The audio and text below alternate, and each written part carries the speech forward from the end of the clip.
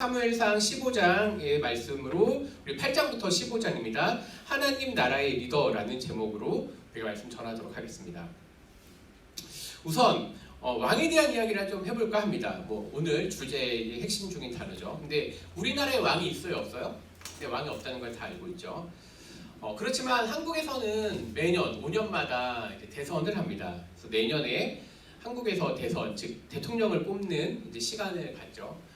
한국이라고 하는 나라는 이제 자유민주주의 국가라고 해서 국민 혹은 시민들이 자신의 투표권을 행사해서 대통령을 직접 뽑는 직선제입니다. 만약 우리 친구들에게 이 참정권, 투표권이 있다 그러면 누구가 아니라 어떤 유형의 사람을 뽑고 싶나요? 성경에 보면은 하나님께서도 대통령은 아니지만 당시 이스라엘은 하나님의 기준으로 사람을 뽑았습니다.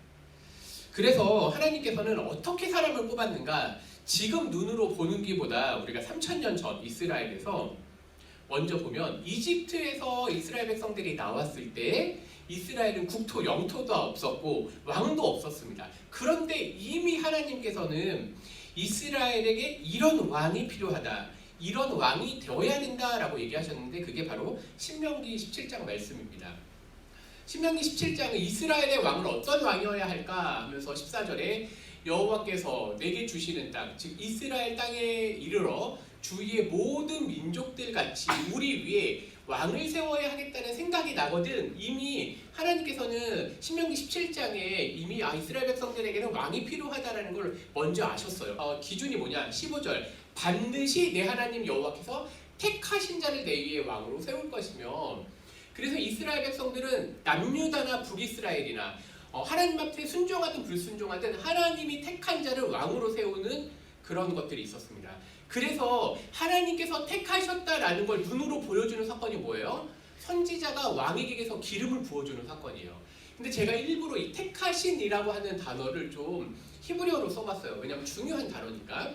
그런데 그는 하나님께서 세웠지만 또 동시에 어떠한 한계가 있느냐? 16절 병마를 많이 두지 말 것이요, 즉 자신의 전투력을 가지고 나라를 다스리지 말라는 얘기예요. 17절 아내를 많이 두어 그의 마음 미혹되게 하지 말 것이며, 또 자기를 위해 은금을 많이 쌓지 말 것이며, 18절 이 율법서의 등사본, 오늘날로 따지면 영어로 보면 카피예요. 이 카피본을 제사장 앞에서 책에 기록하여 평생에 자기 옆에 두고 읽어. 이스라엘 백성의 왕이 된다는 것은 자기의 기준을 가지고 이스라엘을 다스리는 게 아니라 하나님의 율법서, 창세기, 출애굽기, 레위기, 민수기, 신명기, 이 율법서를 매일 읽고 묵상함을 통해서 그의 하나님 여호와 경외하기를 배우며, 즉 먼저 위로는 하나님에 대해서 두려워할 필요가 있고, 이 율법의 모든 말과 이 규례를 자신이 먼저 지키고 또 이스라엘 백성들이 지키라고 얘기하십니다. 하나님께서는 이스라엘의 왕이 생길 것을 처음부터 염두에 두셨다는 걸 우리는 알고 있죠. 자, 그런데 여기에서 히브리어 택하셨다라고 하는 이게 그냥 단순히 선택하다, 초이스한다, 추주한다 이런 개념이죠. 시험하다라는 단어도 있어요. 하나님께서 택하셨다라고 하는 그 과정에는 하나님의 택함과 동시에 시험을 통과한 그 결과로 선택됐다라는 게 포함되어 있는 단어예요. 자, 그러면 이제 하나님께서 택하신 이스라엘 왕은 첫 번째는 하나님이 선택하신 왕이어야 됐다는가 동시에 두 번째는 말씀에 순종하는 왕이어야 된다라는 기준을 이제 우리는 알고 이스라엘의 첫 왕이 어떤지를 좀 보도록 하겠습니다. 모세의 광야 생활, 여호수아의 정복 전쟁, 사사기가 거의 다 지났을 무렵 이스라엘 백성들은 사무엘에게 왕을 요구했습니다. 그런데 이 사무엘에게 왕을 요구했을 때에 그 핵심적인 게 뭐냐면요, 하나님을 대신할 왕을 뽑았다는 거예요. 사사기 시대, 여호수아와 사사기 시대 때는 왕이 없었어요. 그러니까 잠시 사사를 두어서 이 통치를 하긴 했지만, 어려움에서 건져내긴 했지만, 이스라엘 하나님 스스로가 왕이셨기 때문에 굳이 왕을 두지 않으셨는데, 이제 이스라엘 백성들은 하나님을 요구한, 근데 이게 어떻게 보면 신명기 17장에 이미 예언됐던 말씀이기 때문에 이게 어떻게 연관이 돼 있을까 한번 보도록 하겠습니다. 1번 하나님을 대신할 왕. 8장 5절에 보니까 그에게 이르되 보소서 사무엘은 늙고 당신의 아들들, 사무엘에게 두 아들들이 있었는데 당신의 행위를 따르지 아니했다. 즉 올바른 율법대로 이스라엘 백성들을 사사들이 통치한 그 방식대로 사무엘의 아들들이 그렇게 하지 않았습니다. 그래서 이들의 표현이 뭐예요? 모든 나라와 같이. 근데 제가 밑에 다른 말을 좀 써놨죠. 다른 민족들 같이 우리를 다스릴 왕이 필요합니다 라고 얘기하는 거예요. 이제 우리는 다른 민족들처럼 다른 민족으로부터 건져질 그 왕이 필요합니다. 6절 우리에게 왕을 주어 우리를 다스리게 하라 했을 때 사무엘이 그것을 기뻐하지 아니했다 라고 우리나라 말 표현은 되는데 히브리어는 뭐라고 되어 있냐면요. 사무엘의 눈에 악했다 라고 되어 있어요.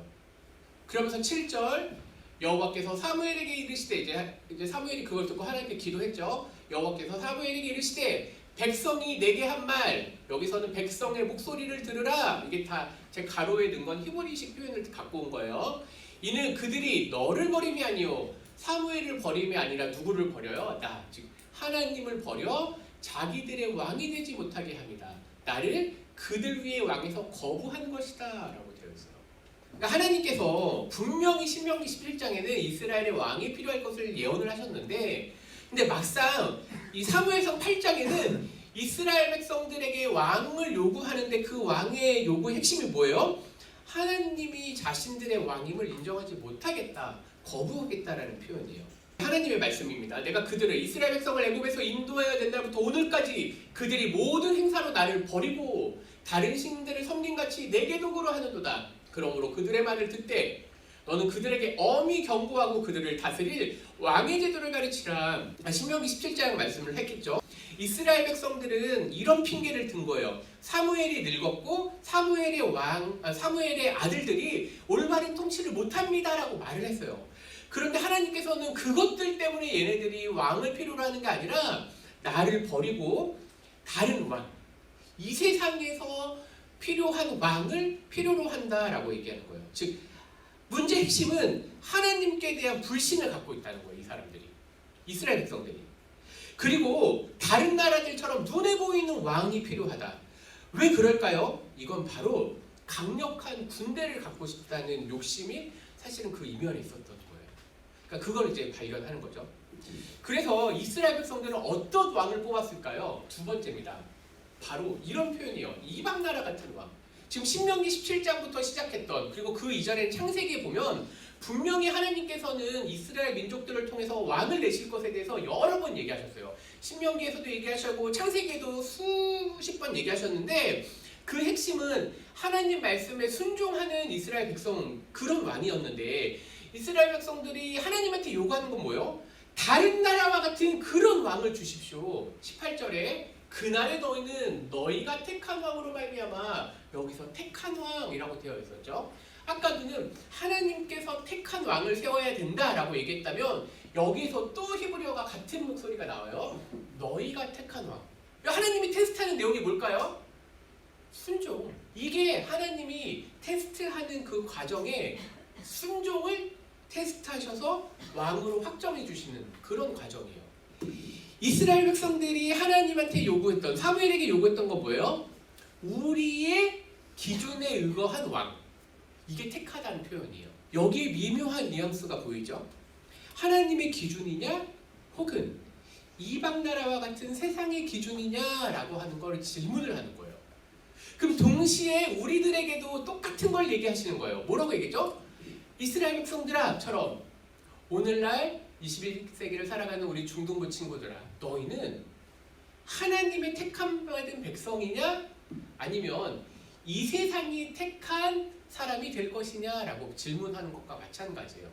그러니까 두 가지 기준이 있죠. 그런데 여기에선 이방 나라와 같은 왕, 즉 이 세상의 기준으로 통과할 왕이 필요하다고 얘기하는 거예요. 그래서 19절 백성이 사무엘의 목소리 듣기를 거절하여 이르되 아닙니다. 우리도 우리의 왕, 우리 기준에 맞는 왕이 필요합니다. 20절 그래서 뭐라고 돼요? 우리의 전쟁, 우리의 싸움을 싸워 이겨야 될 그런 왕이 필요합니다. 제가 앞에서 얘기했잖아요. 이스라엘 백성들의 그 기준에는 왜 왕이 필요하다고 했죠? 전쟁, 싸워 이길 왕이 필요하다는 거예요. 오늘날로 따지면 뭐예요? 어떤 사람을 지도자로 세울 거냐라고 했을 때 사람들의 마음속에서 능력이 탁월한, 여기서 능력이 탁월하다는 건 이 세상 기준으로 능력이 탁월한 사람을 뽑기를 원해요. 그런데 하나님께서는 오늘날도 마찬가지고 옛날에도 마찬가지고 동일하게 뭐예요? 내가 택한 기준, 내가 세워놓은 그 기준에 순종할 사람을 찾으신다는 거예요. 10장에 이제 왕이 세워지는 겁니다. 이제 사울이요. 너희는 너희를 모든 재난, 악과 고통 중에서 친히 구원하여 내신 너희 하나님을 오늘 버리고, 근데 거절했다라는 표현이에요. 이르기를 우리 위에 왕을 세우라. 우리의 왕, 우리 기준에 합당한 왕을 세우라 하는도다. 그런즉 이제 너희의 지파대로 1000명씩 여호와 앞에 나오라 하고 그 기준에 맞춰서 뽑은 왕이 누구예요? 사울이 뽑히게 됩니다. 사무엘상 9장 1절에 베냐민 지파의 기스라 이름하는 유력한, 여기서 유력하다는 건 능력이 있는 사람이 있으니 그는 아비엘의 아들 수롤의 손자 베고라스의 증손이요 아비의 현손이며 베냐민 사람이더라. 기스에게 아들이 있으니 그의 이름은 사울이요. 여기서부터 이제 중요합니다. 준수한 소년. 당시에 이스라엘 백성들이 보기에도 내놓을 만한 왕, 준수하다. 이스라엘 자손 중에 그보다 더 준수한 자가 없고 사람 중에 능력이 가장 탁월한 대표자 중에 한 사람, 그리고 키는 모든 백성보다 어깨 위만큼 더 컸던 유력한 집안의 능력이 뛰어난 왕 사울을 택하게 되는 거예요. 이 세상 기준으로 보기에 이 사람은 베냐민 지파는 탁월한 전쟁이 뛰어난 지파고 유력한 집안, 그리고 그 자신도 외모나 싸움에 나가서 우리를 이끌 왕, 그런 사람 사울을 뽑게 되는 거예요. 참 미묘하게도 사람들 눈에는 그게 가장 탁월한 방법이었는데, 그런데 오늘 읽지는 않았지만 이 사울이 왕으로 뽑히려고 했었던 그 지명받을 당시에는 자신이 이런 표현을 합니다. 우리 지파는 막내 지파고 우리 집안은 가장 작은 집안입니다. 저는 보잘것없습니다. 근데 하나님이 그걸 기억하셨다는 거예요. 12장으로 가겠습니다. 너희 하나님 여호와께서는 너희의 왕이 되심에도 불구하고, 하나님께서는 이스라엘 백성의 기준에 합당한 왕이 아니에요. 눈에 보이지 않았기 때문에. 전쟁엔 탁월한 여호와셨지만 이스라엘 백성들 눈에는 만족하지가 않았어요. 그래서 너희가 내게 이르기를 우리를 다스릴 왕, 우리 기준에 합당한 왕. 그래서 13절 이제 너희가 구한 왕, 너희가 택한 그 왕을 보라. 여호와께서 너희 위에 왕을 세우셨다라고 하면서 즉위식 때 사무엘이 사울에게 기름을 부으면서 한 왕이요. 너희의 눈에 보기 가장 합당한 왕을 내가 세웠다. 그리고 그의 왕 사울의 아들 요나단 역시 13장 14장에 나가면 전쟁에 나갈 때마다 이기게 돼요. 사울뿐만 아니라 요나단도 아주 뛰어난 지도자였고 다음 왕위를 잇기에 충분히 능력이 검증된 자였어요. 이스라엘의 두 번째 왕은 요나단이 된 게 아니라 누가 됐죠? 다윗이 되었어요. 그러면 왜 하나님께서는 사울을 버리시고 다윗을 택하셨는가? 그 과정의 마지막 세 번째가 나옵니다. 이스라엘 백성들 자신이 택한 왕이었는데 하나님께서는 어떻게 얘기하셨을까? 말씀을 듣지 않은 왕이었어요. 순종하지 않은 왕이었다는 거예요. 이게 사울이 하나님으로부터 버림받은 핵심적인 이유가 됩니다. 하나님께서는 이스라엘 백성들의 왕을 세우셨을 때 분명히 이스라엘은 자신들이 택하기에 가장 좋은 왕으로 사울 뽑혔을 때 기뻐했습니다. 사무엘이 사울에게 얘기하기를 이렇게 얘기해요. 뭐냐면 당신은 그 당시에 왕으로 뽑혔을 때에 당신은 정말로 겸손한 사람이었습니다. 하나님의 말씀을 들을 줄 알았고 또 사무엘의 말을 듣고, 왜냐하면 사무엘의 말은 하나님으로부터 왔기 때문에 그 말 듣기를 즐겨했던 자입니다. 지금은 듣지 않았다는 거예요. 하나님께서는 사울에게 여러 번의 기회를 주셨어요. 그 기회는 뭐예요? 아까 얘기했지만 택하다라는 표현이요, 두 가지 의미가 있었죠. 하나는 선택했다와 동시에 테스트했다. 그걸 동시에 의미하면 뭐예요? 테스트를 통과한 왕이 하나님의 선택받았다라는 것을 증명해내는 거예요. 그게 히브리 단어가 가지고 있는 특징이에요. 하나님이 여러 번 사울에게 기회를 주신 거예요. 테스트를 통과할 기준을 주었어요. 그런데 읽지 않았지만 13장 14장에 요나단은요 그 기준을 다 통과했어요. 사실 하나님의 이방 나라, 즉 이스라엘 백성들이 핍박하는 그 나라 블레셋이든 어떤 나라든 전쟁이 나서 요나단은요 그걸 다 통과한 거예요. 근데 사울은 그때마다 자신이 해야 될 일을 요나단이 했음과 동시에 마지막 아말렉을 진멸하라라고 하는 마지막 명령을 듣게 됩니다. 물론 사울 입장에선 그게 마지막이었는지 모르겠지만 하나님은 마지막 기회를 주신 거예요. 테스트의 기회를 주셨죠. 15장에 갑니다. 사울과 백성이 아갑과 그의 양과 소의 가장 좋은 것 또는 기름진 것과 어린 양과 모든 좋은 것을 남기고 진멸하기를 즐겨 아니하고 같이 얻고 하찮은 것만 진멸했다. 여기서 이런 표현이에요. 자신들의 눈에 보기에 좋은 거는 남겨두고 나머지만 순종했다. 사울이 뭐 했다는 거예요? 하나님 말씀에 100% 순종했다 안 했다? 안 했다는 거예요. 순종을 누구 기준대로 했다? 자기 기준대로 했다는 거예요. 하나님이 사무엘에게 얘기하기를 내가 사울을 왕으로 삼은 것을 후회 아쉬워한다. 그가 돌이켜서 나를 따르지 아니하며 내 명령을 행하지 아니하였음이니라.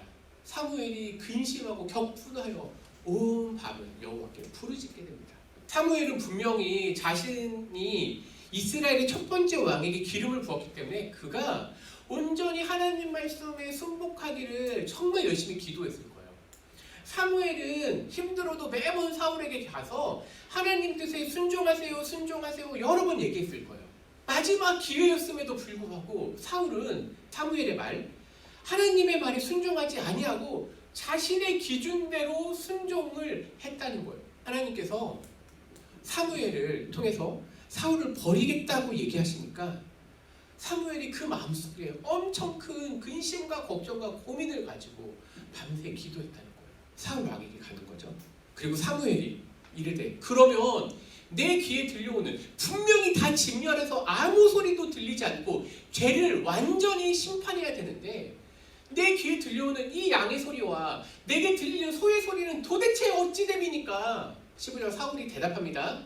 그것은 우리가 아말렉 사람에게서 끌어온 것인데 백성이 여기서 핑계를 대죠. 백성이 당신의 하나님 여호와께 제사하려 하여 양들과 소들 중에서 가장 좋은 것을 남기며 어쩔 때 보면 지도자, 리더는요 핑계가 되기 쉬워요. 이런 표현이죠. 여론이 이렇다. 이스라엘 백성들이 이렇게 하자. 사울은 어떤 기준으로 뽑힌 왕이었죠? 이스라엘 백성들 중에 가장 탁월해야 될 왕, 즉 이스라엘 백성의 목소리에 순종해야 될 왕이었다는 거예요. 자기가. 다시 한번 설명해 볼게요. 사울은요 자기의 정체성을 하나님의 기준에 순종하는 사람으로 둔 게 아니라 자신의 기준을 이스라엘 백성들의 기준에 합당한 지도자가 되어야 되겠다라고 자기의 이 정체성을 삼는 거예요. 그러니 백성의 목소리에 귀를 기울인 거죠. 19절 어찌하여 왕이 여호와의 목소리를 청종하지 아니하고 탈취하기만 급하여 여호와께서 악하게 여기시는 일을 행하였나이까. 사울이 사무엘에게 이르되 나는 실로 여호와의 목소리를 들었습니다. 아말렉 왕 아각을 끌어왔고 끌어오는 게 아니라 아각을 죽이라고 했어요. 아말렉 사람들을 진멸했습니다. 다만 백성이 그 마땅히 멸할 것 중에서 가장 좋은 것으로 길갈에서 당신의 하나님 여호와께 제사하려고 양과 소를 끌어왔던 백성들의 탓입니다 라고 돌려버리는 거예요. 22절 사무엘이 이르되 여호와께서 번제와 다른 제사를 그의 목소리를 청종하는 것을 좋아하신 같이 어떤 걸 더 좋아하시겠습니까? 하나님이 제사 드리는 것, 오늘날로 따지면 주일날 예배 오는 거 중요하게 여기십니까? 아니면 하나님 말씀, 이 성경에 있는 말씀에 순종하기를 원하십니까? 하나님이 좋아하시는 것은요 순종이 제사보다 낫고 하나님 말씀을 듣는 것이 순양의 기름보다 낫습니다. 이게 가장 탁월한 순종, 하나님의 기준이라고 얘기하는 거예요. 그런데 이것을 거역하는 것은 점치는 죄, 우상에게 절하는 죄와 같다. 즉 불순종은요 이런 의미를 갖고 있다는 거예요. 그래서 왕이 여호와의 말씀을 버렸기 때문에 이제 버리다라는 단어가 핵심 단어가 된 거죠. 여호와께서 왕을 버리셨다는 거예요. 24절 사울이 사무엘에게 이르되 내가 범죄하였나이다. 이건 그냥 말하는 거예요. 후회 정도였죠. 내가 여호와의 명령과 당신의 말씀을 어긴 것, 즉 내 기준, 내 정체성을 삼은 것은 여호와의 말씀을 왜 불순종했냐? 그것은 여기가 포인트예요. 같이 한번 읽어볼까요? 내가부터 시작. 내가 백성을 두려워하여 그들의 말, 그들의 목소리를 청종하였습니다. 이스라엘의 첫 번째 왕. 하나님께서 분명히 자신의 기준, 율법을 순종하는 왕에 대한 얘기를 신명기 17장에도 얘기했는데, 사울은요 자기가 분명히 하나님께 택함 받았다라는 것을 여러 번 확인했고, 그리고 자신의 기준을 여호와 하나님 앞에 두어야 되는데 그가 불순종에 간 핵심적인 이유가 뭐예요? 자신의 기준을 하나님이 아닌 누구에게 두었다는 거예요? 백성의 말에 순종하는 거예요. 그들의 말에 두려웠다는 거예요. 이스라엘의 첫 번째 왕 사울은 버림을 받게 됩니다. 일반적으로 왕이라고 하는 존재는 명령하는 자예요. 우리가 왕, 조선시대를 보고 뭐 오늘날도 왕들이 있죠. 뭐 영국에도 왕이 있고, 왕들은 명령하는 자예요. 존귀함을 받는 자예요. 그런데 이스라엘 왕의 핵심적인 자질은 뭐예요? 명령하는 자가 아니라는 거예요. 하나님의 도리어 명령에 자신의 뜻을 꺾어야 되는 게 바로 즉 자신이 왕이지만 진정한 왕, 여호와 하나님께 복종해야 될 왕이 자신의 기준이었는데, 사울은 그러한 기준을 삼지 아니하고 아까 두 번째 얘기했던 이방 나라와 같은 왕이 되었다는 게 오늘의 결론입니다. 설교를 끝내면서 이런 고민을 해봤습니다. 교회는 그렇다면, 오늘날 교회는 어떤 리더를 필요로 해야 되는가? 분명히 왕이라고 하는 것은 두 가지 역할이 있습니다. 하나는 뭐냐면요, 외부로부터의 침략에서부터 안전하게 백성들을 지키는 거예요. 구원자의 역할을 하는 거예요. 보호자의 역할을 하는 거예요. 또 동시에 내면적으로, 이 내치라고 하죠. 안쪽으로는 공의와 정의가 실현되도록, 다른 말로 얘기하면 율법으로 이스라엘 백성들을 지킨다. 이걸 오늘날로 따지면 뭐예요? 교회의 거룩성을 지키는 거예요. 유대인들이죠. 이스라엘은 요즘에 뭐라고 얘기하죠? 샬롬이라고 얘기해요. 그 샬롬이라는 게 우리나라 말로 굳이 번역하면 평화, 평안, 안녕, 하나님께서 얘기하는 샬롬이라고 하는 의미는 두 가지예요. 외부에부터 어려움을 지켜서 거룩성을 지키는 거예요. 또 안쪽으로부터 율법과 그 다음에 공의와 정의가 이루어지는 것. 이 내치와 외치거든요. 교회의 리더들은 이래야 된다는 거예요. 외부로부터, 즉 이 세상의 기준, 그리고 이 시기가 가지고 있는 그런 문화로부터 지키기 위해서 때로는 말씀을 얘기해서 거룩성을 지킴과 동시에 내면적인 거룩성, 즉 말씀으로 정결함을 얘기해야 되는 게 교회가 해야 될 역할. 오늘날 지도자들 혹은 오늘날 우리 선생님들, 또 저 역시 그러한 것들을 하는 게 우리의 숙제이죠. 현실에서 혹은 현실 정치 속에서 그리스도인들은 어떤 숙제를 가지고 있을까요? 하나님의 기준으로 왕을 세웠은 건 이스라엘 나라의 어떤 기준이었어요. 오늘날 우리는 그렇게 왕을 뽑을 수 없어요. 왕이 없을 뿐만 아니라, 그리고 하나님의 택함이 아니라 이 시기에도 동일하게 어떤 지도자를 뽑아야 돼요. 그래서 제가 하나님 나라의 왕이라는 표현보다 하나님 나라의 리더에 대한 고민을 했어요. 오늘날 우리는 혹은 이제 내년에 뭐 대선도 있기 때문에 우리는 어떤 정치 지도자 혹은 어떤 리더에 대해서 같이 기도해야 되는가? 앞에 얘기했지만 두 가지입니다. 말씀에 대한 것들은 우리가 뭐 그 기독교인 아닌 분들도 이제 지도자로 세워지기 때문이에요. 두 가지가 있어요. 첫 번째는 뭐냐면요, 오늘날 한국이라고 하는 사회를 안전하게 지켜줄 수 있는 보호자 역할을 해주는 사람이어야 되겠죠. 근데 이거는요, 가정도 마찬가지고 회사도 마찬가지예요. 외부로부터의 이런 계속 경쟁 사회 혹은 외부로부터의 우리 가족들이 위협을 받을 때 그것에부터 보호자, 아빠의 역할, 엄마의 역할은 뭐예요? 보호자의 역할을 하는 거예요. 나라와 나라의 대결 속에서 이런 것부터 보호자의 역할. 두 번째는 뭐예요? 안쪽으로는 정결하게 사는 것. 즉 교회나 가정은요, 교회의 정결성을 어떻게 지킬 것인가 라고 얘기하는데, 그럼 오늘날 우리들 21세기를 살아가는 한국에서의 우리 숙제는 뭐예요? 율법을 대신하고 있는, 이 율법이라고 하는 거는 법이잖아요. 오늘날로 따지면 헌법의 정신과 가치를 지킬 수 있는 사람이어야 된다는 거예요. 왜냐? 이게 공의와 정의에 대한 숙제이기 때문에 그래요. 두 가지 역할, 성령이 우리들에게 제시하고 있는 방법들을 얘기하는 거예요. 우리는 계속해서 지도자를 위해서 기도해야 돼요. 우리는 가장 최악의 케이스, 사울을 보았기 때문에. 다음 주부터는 다윗에 대한 얘기를 하겠죠. 다윗이 어떻게 하나님 나라의 지도자, 왕으로 세워지는가에 대한 걸 하겠지만, 오늘 숙제는 뭐예요? 오늘 우리의 숙제는요, 우리는 어떻게 하면 올바른 지도자를 뽑을 수 있는 눈, 그리고 교회는 무엇을 위해 기도해야 되는가? 나아가 혹시 나에게 투표권과 참정권이 생기면, 혹은 피선거자, 즉 우리들 중에 저는 기대하기를 그리스도인들은 꾸준히 정치인들을 생산해야 돼요. 교회의 거룩성을 지킴과 동시에 뭘 하기 위해서요? 우리나라가 예를 들면요, 입법을 하잖아요. 입법을 할 때 이거 입법을 누가 하죠? 국회의원이 한단 말이에요. 그럼 어떤 국회의원이 돼야 돼요? 예를 들면 차별법 같은 거를 방지해 줄 수 있는, 이건 내적인 어떤 보호장치를 해줄 수 있는 그런 정치인들을 계속해서 응원해야 된다는 거예요. 왜냐? 그래야 교회의 거룩성을 지키는 것과 함께 연관되어 있기 때문이죠. 교회는 정치에 예속되어 있는 자들이 아니에요. 거기에서부터 우리 교회는 거룩성을 보호해야 돼요. 그런데 동시에 교회는요, 그들을 향해서 얘기해야 돼요. 교회의 거룩성을 지키기 위해서. 예를 들면 동성애법이나 차별법 같은 건 저는 반대해요. 왜냐? 그게 성경의 가치에 위배되기 때문에. 이거는 어떤 특정 정당이에요. 근데 그거에 대해서 주장을 한다? 그럼 교회는 반대 의사를 표출을 해야 돼요. 그게 교회의 거룩성을 지키는 거예요. 그래서 교회는 현실 정치 속에서 지도자를 위해서 꾸준히 기도해야 되고, 동시에 우리의 기준, 즉 성경적인 기준을 가지고 있어야 돼요.